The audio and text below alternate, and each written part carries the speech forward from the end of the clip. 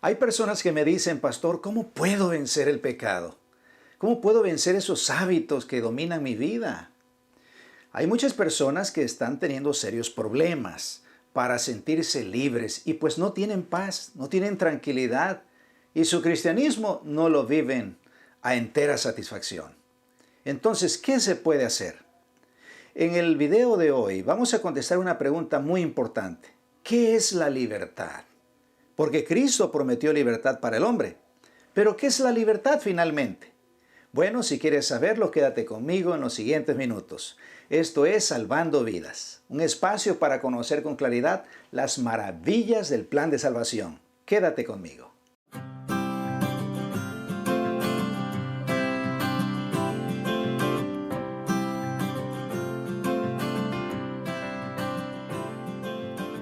Algo que tienes que saber es que la libertad, antes de que el hombre pecara, era un don. Era un regalo. Pero después de que el hombre pecó, la libertad es una conquista. Y mientras el hombre no entienda esto, va a tener serios problemas. Déjame decirte, ¿por qué crees tú que la Biblia dice en San Juan capítulo 3 que el hombre necesita nacer de nuevo?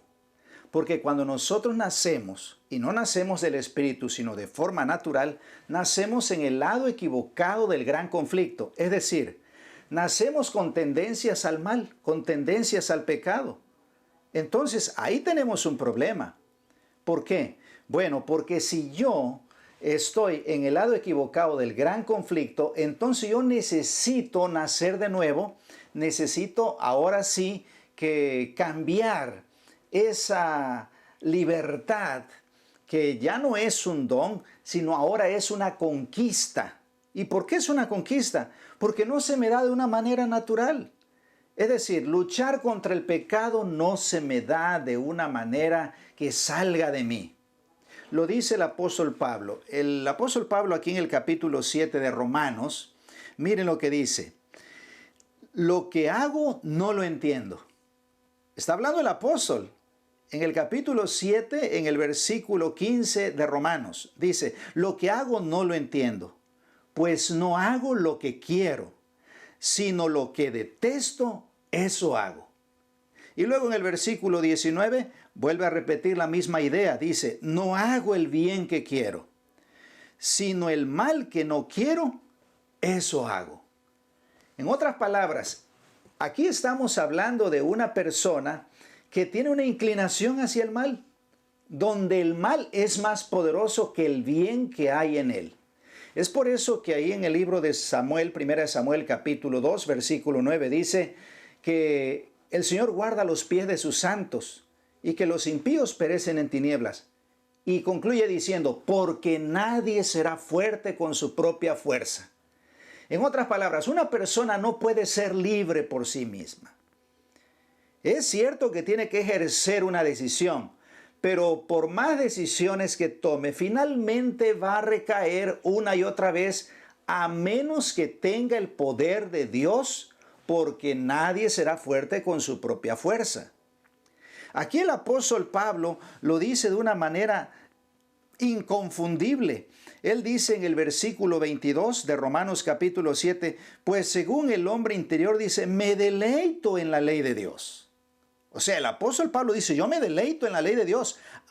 Pero en el versículo 23 dice, pero veo otra ley en mis miembros, que se rebela contra la ley de mi mente y que me lleva cautivo a la ley del pecado que está en mis miembros. En otras palabras, aquí vemos a una persona que no es libre y que no puede ser libre solamente por el hecho de conocer, por el solo hecho de saber. Esto es importante. Hay personas que piensan, ¿qué me necesito saber? ¿Qué más necesito saber yo para poder ser un hombre libre en la vida cristiana? ¿Cómo puedo yo vivir una vida extraordinaria? Una vida realmente sin tacha, sin mancha, sin pecado. Bueno, por más que nosotros conozcamos la verdad, aquí dice el apóstol Pablo, yo me deleito en la ley de Dios. Sí, pero por más que él conocía la verdad, dice, no me es suficiente.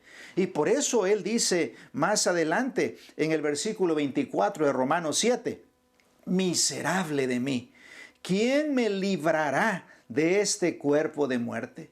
¿Quién me librará?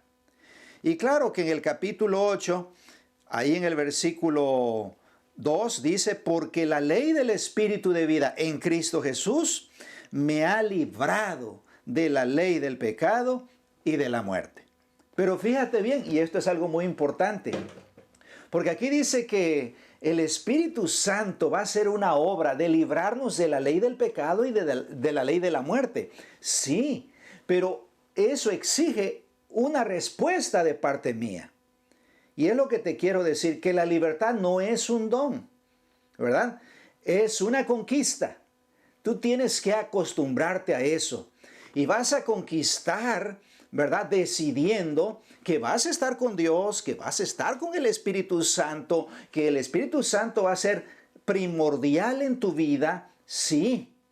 ¿Por qué? Porque si tú no te empleas en ocuparte del Espíritu, como dice aquí Romanos capítulo 8, dice así, los que son de la carne piensan en las cosas de la carne, pero los que son del Espíritu en las cosas del Espíritu.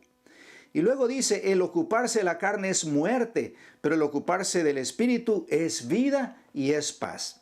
Pero eso de ocuparse del Espíritu puede conllevar una lucha muy grande, porque en la carne, es posible que en la carne nos pase lo mismo que al apóstol Pablo, que decía, en mi carne no mora el bien. Es más, la palabra de Dios dice, porque la intención de la carne, ahí en el versículo 7 de Romanos capítulo 8, dice, por cuanto los designios de la carne, la intención de la carne es enemistad contra Dios, porque no se sujetan a la ley de Dios ni tampoco pueden.